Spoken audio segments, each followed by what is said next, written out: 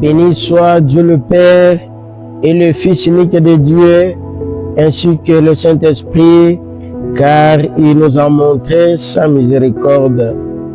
Au nom du Père et du Fils et du Saint-Esprit. Amen.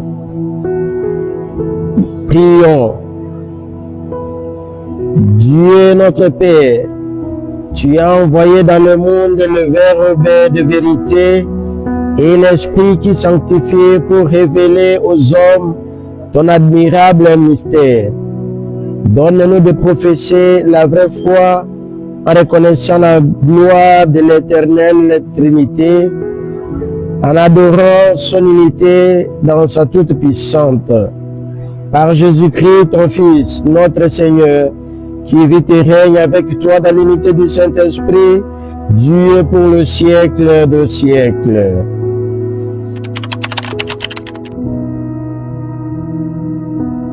Le Seigneur soit avec vous. Proclamation de l'évangile de Jésus-Christ selon Saint Jean. Nous lisons au 3e chapitre du 16e au 18e verset.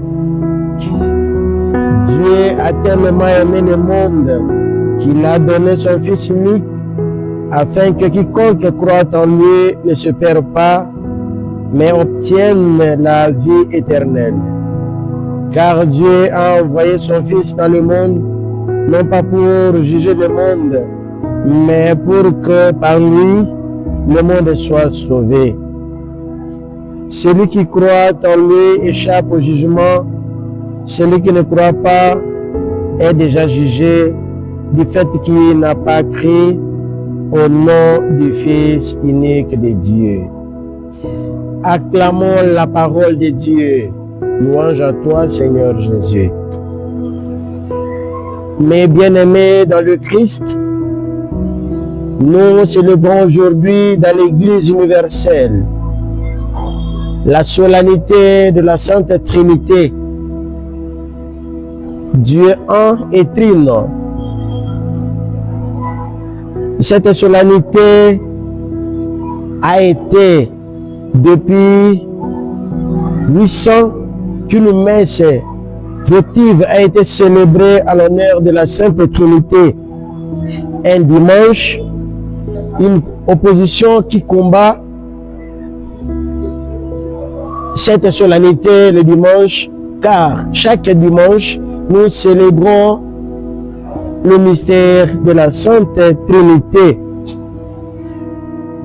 Et le pape Jean 22, qui va officialiser, qui demandera à l'Église universelle vers 1334 et dédia ce dimanche de la Sainte Trinité. Puisqu'il y avait plusieurs contradictions, nous voyons deux conciles qui se soulèvent pour parler de ces mystères que nous célébrons aujourd'hui. En 325, l'Église était réunie dans le concile de Nicée pour débattre la question de la divinité du Fils de Dieu, de Jésus. Et en 381, le concile de Constantinople I, qui va se réunir pour discuter la question de la personne de l'Esprit Saint, la troisième personne de la Sainte Trinité. C'est pour cette raison nous avons le symbole dit Nicée-Constantinople. Ce symbole nous montre la place de chacune des personnes de la Sainte Trinité. Dans nos prières, chaque jour quand nous prions, quand nous voulons prier, nous commençons par au nom du Père et du Fils et du Saint-Esprit. Et cette prière nous montre la communion qui existe entre les trois personnes.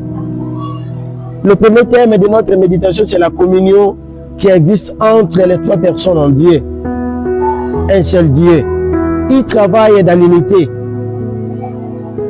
Et la deuxième, ou le deuxième concept de notre méditation, c'est la collaboration. La collaboration qui existe entre le Père, le Fils et le Saint-Esprit. les trois qui font un et qui nous montrent le mystère de l'incarnation. La Bible nous présente clairement le rôle de chacun. Dans l'Ancien Testament, Dieu se présente comme le Père créateur. Le Père crée, il crée l'univers. Et les 4 évangélistes nous présentent Jésus comme sauveur de l'humanité.